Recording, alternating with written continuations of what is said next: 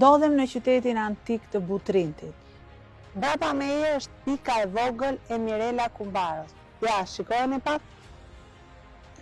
Sot ndodhem në zonën e Kepit të Rodonit.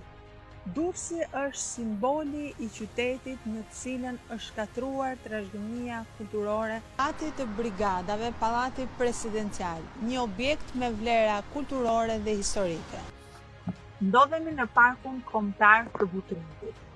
Kudo nëpër Shqipëri për të mbrojtur trashëgiminë tonë kulturore. Sot është dita kombëtare e trashëgimisë kulturore dhe kam vendosur që nga Kryesia e Kuvendit të dorëzoj projekt ligjin për mbrojtjen e trashëgimisë dhe për moslejimin e koncesioneve në trashëgiminë kulturore.